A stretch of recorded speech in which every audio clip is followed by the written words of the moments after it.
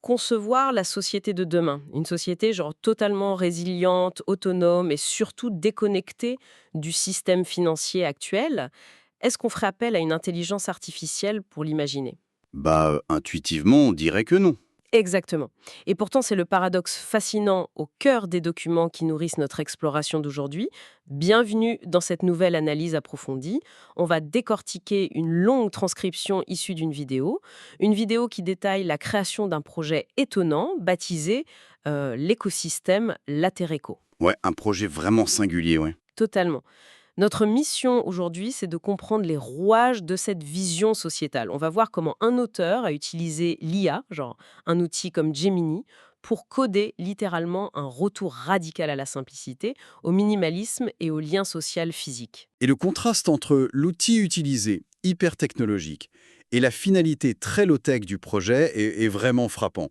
Surtout que, il faut le préciser, les sources contiennent une critique très, très acerbe du monde moderne. Ah oui, il n'y va pas par quatre chemins. C'est ça. On y lit de lourdes remises en question du système monétaire global. Il pointe du doigt ce qu'il appelle l'asservissement par la dette, l'escroquerie bancaire, et j'en passe. Donc avant de plonger, il convient de rappeler à ceux qui nous écoutent que notre objectif ici n'est pas de valider ou de rejeter ces prises de position politiques ou économiques. Voilà, on reste neutre. Exactement. Notre rôle, c'est de faire une analyse purement factuelle de la thèse de l'auteur. On observe les mécanismes qu'il propose, point barre. C'est ça. Moi, j'aime bien dire, on pose les pièces du moteur sur la table et on regarde comment ça tourne. C'est une bonne image, ouais. Et d'ailleurs, le diagnostic de départ de l'auteur sur notre civilisation, il fait pas dans la demi-mesure. Il décrit un cercle vicieux toxique, une perte de sens moral à cause de la prolifération des écrans et même une, je cite, pollution chimique et vibratoire. Oui, le terme est fort. Alors autant la pollution chimique, on visualise très bien les plastiques, les pesticides, tout ça, mais cette notion de pollution vibratoire, concrètement, de quoi il parle dans ce texte? C'est juste métaphorique? Bah, ça peut paraître inhabituel au premier abord, mais dans le contexte de ces documents, ça décrit une réalité neurologique vraiment concrète. Ah d'accord. En fait, il parle de la saturation de notre environnement, les ondes électromagnétiques, le bruit de fond urbain qui s'arrête jamais, le scintillement des lumières artificielles. Les notifications des téléphones, j'imagine? Absolument, les notifications constantes, c'est décrit comme une agression continue de notre système nerveux. Ça maintient les gens dans un état de vigilance et de stress permanent. Et le truc, c'est que ce stress physiologique, il est décuplé par ce que l'auteur appelle l'asphyxie monétaire. L'asphyxie monétaire, ouais. Donc la pression de la dette privée, c'est ça? Le fait de courir après l'argent tous les jours juste pour éponger un crédit immobilier ou simplement survivre. C'est exactement ça. L'idée centrale ici, c'est que la dette, c'est pas juste un outil financier. C'est un instrument de paralysie cognitive. De paralysie cognitive. Ouais. Quand ton cerveau est totalement accaparé par l'angoisse de ne pas pouvoir payer tes factures à la fin du mois, il dispose plus de la bande passante nécessaire pour penser à long terme. Tu peux plus cultiver ton esprit ou t'organiser avec tes voisins. Tu es juste en mode survie. C'est super intéressant et ça m'amène directement à la méthode qu'il emploie pour concevoir sa porte de sortie. Parce que structurer un écosystème entier avec des règles, des chartes pour échapper à ce système-là, ça demande une puissance intellectuelle énorme. Et c'est là qu'intervient l'IA, mais d'une manière vraiment vulnérable et humaine. C'est même l'un des aspects les plus poignants de toutes ces sources. L'auteur explique en toute transparence que suite à un AVC, un accident vasculaire cérébral, Ah oui, en AVC, c'est lourd. très lourd. Il souffre de lourdes séquelles cognitives aujourd'hui. Et à ça s'ajoutent une dyslexie et une dysorthographie qui sont sévères. Donc, face à un tel handicap, structurer un projet pareil seul, c'était impossible. Attends, donc l'intelligence artificielle, dans son cas, c'est pas du tout un gadget de productivité pour aller plus vite ou faire le malin. Non, c'est une prothèse. L'IA au service du handicap, c'est vital ici. Sans cette technologie, sans l'aide de l'IA pour mettre en forme ces sources écrites et audio, cet écosystème n'aurait jamais vu le jour. C'est impressionnant. J'essaie d'imaginer la friction du processus au quotidien. L'auteur doit fournir une matière brute, qui est probablement très chaotique au départ, et la machine fait le tri.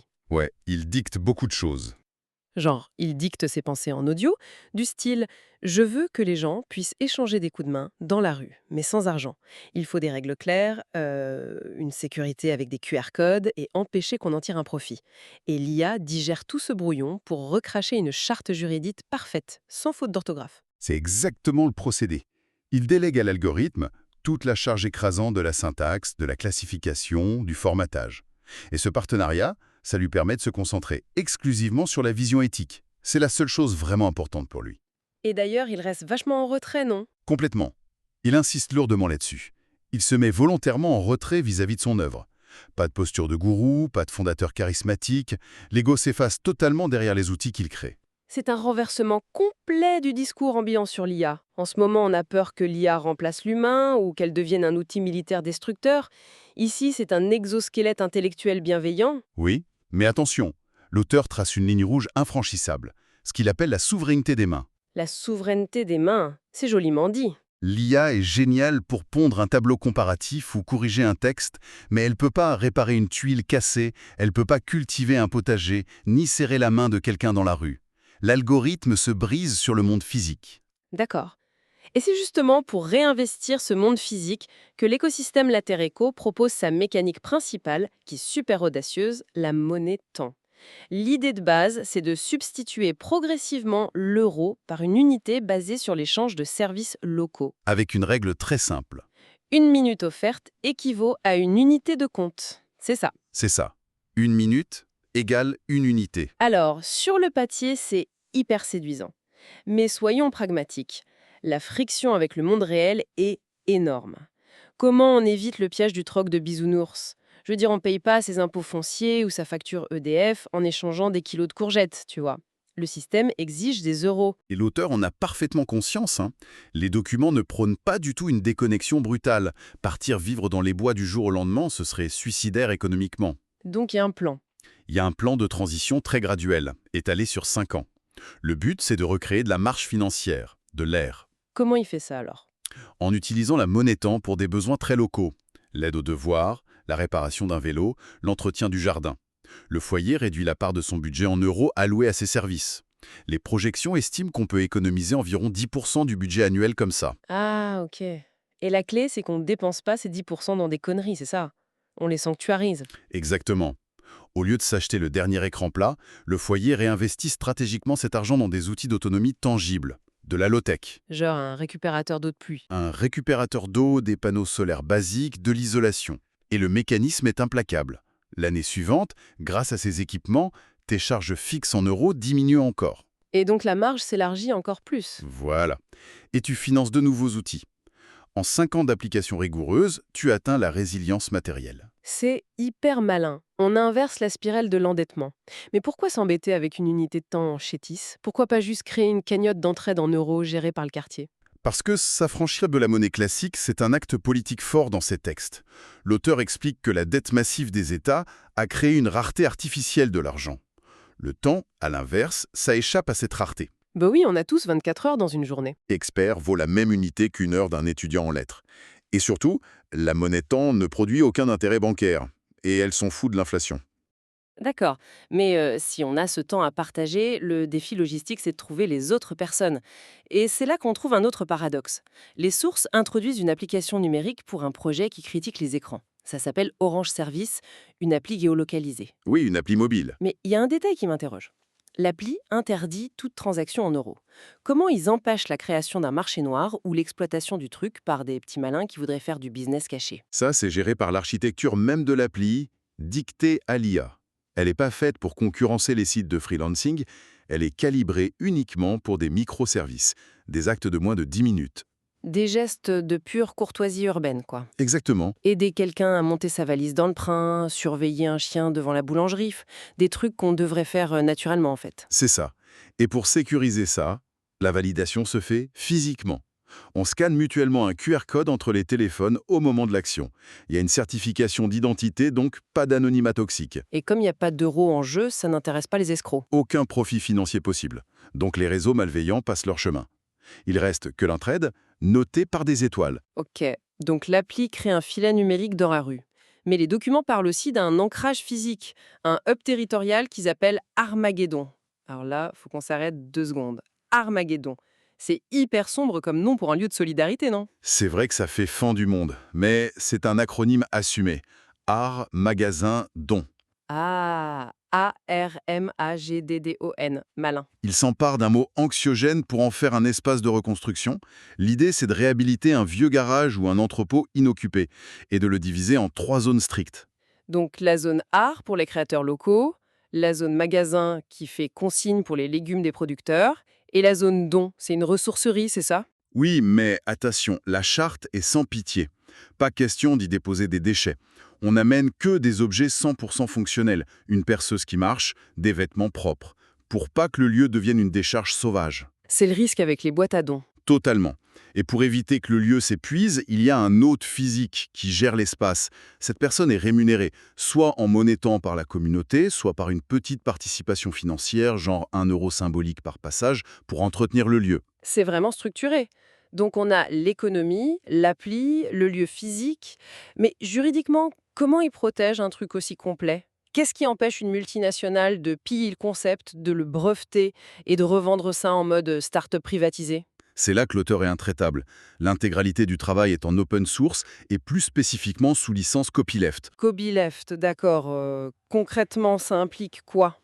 Ça veut dire que le matériel, les chartes, l'appli, même le jeu de plateau éducatif qu'il a conçu, tout est gratuit, téléchargeable et partageable gratuitement.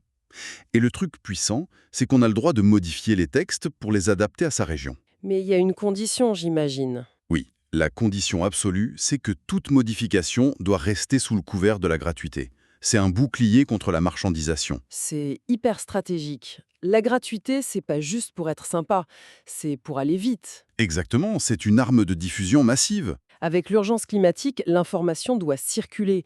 Un PDF gratuit se diffuse des millions de fois plus vite qu'un livre payant qu'il faut imprimer et livrer. Et le copyleft fait de chaque utilisateur un co-gardien du projet. Si une boîte essaye de faire du profit avec, la communauté elle-même a le pouvoir de les attaquer. C'est la seule façon d'essaimer les idées et d'en garantir la sécurité. D'accord, mais, et c'est là que j'ai un doute, reposer sur des fichiers numériques partagés sur Internet. C'est ultra fragile. Si les serveurs plantent, si le réseau tombe ou si le gouvernement censure le site, tout disparaît, non? C'est la plus grande peur de l'auteur. L'impossibilité d'effacer ses sources, c'est son obsession. C'est pour ça qu'il lance un appel impératif dans les textes. Il encourage vivement, mais vraiment vivement, chaque personne qui trouve du sens à ce projet de télécharger les documents sur des supports physiques, Genre des clés USB. des clés USB, des disques durs externes complètement non reliés à la toile. Ah, une sauvegarde décentralisée hors ligne. Voilà, tu mets ça dans le tiroir de ton bureau. Si on duplique les fichiers originaux sur des milliers de clés USB, on rend mathématiquement impossible la suppression des données. C'est la résilience de l'information poussée au max. Bon, une fois que les savoirs sont à l'abri sur nos clés USB, comment l'écosystème protège les individus physiquement? J'ai vu qu'il classe la réalité en 3 strates. Oui, l'état de calme, l'état dégradé et l'état mobile. Le calme, c'est la normalité. Le dégradé, c'est maintien à domicile sans eau ni électricité. Et mobile, c'est l'évacuation d'urgence. Et le concept pour s'équiper face à ça, c'est la règle des 6 C: couvrant, coupant, contenant, cordage, combustible, communication. C'est pas juste une liste de courses, hein. C'est une ingénierie de la polyvalence. L'idée, c'est que les éléments interagissent. Un couteau robuste, le coupant, plus de la corde, le cordage, ça te permet de faire un abri, donc le couvrant. Et j'ai adoré l'exemple du contenant. Les sources insistent pour qu'on utilise une gourde en acier inoxydable monobloc, à simple paroi. Pas de plastique, évidemment, mais surtout pas de gourde isotherme à double paroi. Pourquoi une telle précision? Pour des raisons de survie pure. En mode calme, ta gourde sert normalement. Mais en mode dégradé ou mobile, si tu dois purifier de l'eau dans la nature, une gourde à simple paroi peut être mise directement dans les braises d'un feu pour faire bouillir l'eau. D'accord. Si tu fais ça avec une gourde à double paroi, l'air coincé entre les deux parois va se dilater avec la chaleur et la gourde va littéralement exploser. Ah ouais, la fameuse intelligence matérielle. Mais on sait très bien que le matériel, ça fait pas tout. À quoi ça sert d'avoir une gourde incassable si le groupe s'entretue au premier conflit? L'ingénierie humaine, elle est où là-dedans? Elle est centrale. Les documents parlent de l'art de la parole paisible. C'est fortement inspiré de la CNV, la communication non violente. Ça marche comment dans l'urgence? Ils instaurent un bâton de parole virtuel. Les règles sont strictes. On ne donne que des observations factuelles, aucun jugement de valeur. Et ceux qui écoutent doivent offrir un silence inconditionnel pour traiter l'info. J'aime bien comparer ça à la pédale d'embrayage d'une voiture. Dans une crise, la peur fait monter les tours du moteur émotionnel. Si tu passes la vitesse comme ça, tu vas dans le décor. Le bâton de parole, c'est l'embrayage. Ça déconnecte l'émotion de la parole le temps que le cerveau rationnel reprenne le volant. C'est une excellente métaphore. Et si jamais le moteur est vraiment en surchauffe, la charte autorise ce qu'ils appellent une sortie élégante.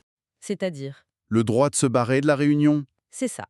Le droit de s'extraire physiquement de la conversation si l'émotion déborde sans que ce soit vu comme une fuite lâche. C'est l'acceptation de nos limites. C'est tellement mature. Franchement, en balayant tout ça, cet écosystème Latéréco, c'est une cartographie incroyable. Qu'on veuille juste faire des économies de quartier, qu'on soit fasciné par la façon dont l'IA peut compenser un handicap pour structurer la société, ou qu'on se prépare vraiment à des ruptures systémiques, il y a à boire et à manger. Oui. Et le fil rouge, c'est que l'autonomie, ça s'achète pas. Poser des panneaux solaires, c'est juste la fin du processus. La vraie résilience, elle commence par reprendre le contrôle de son temps, de son attention, et par sécuriser ses connaissances. Et ça m'amène à une dernière réflexion pour notre auditoire. Si on repense au nom de ce hub physique, Armageddon, on nous a toujours appris à redouter la fin du monde. Mais quand on regarde les mécanismes d'émancipation qu'on vient de voir, une autre vision apparaît. Laquelle?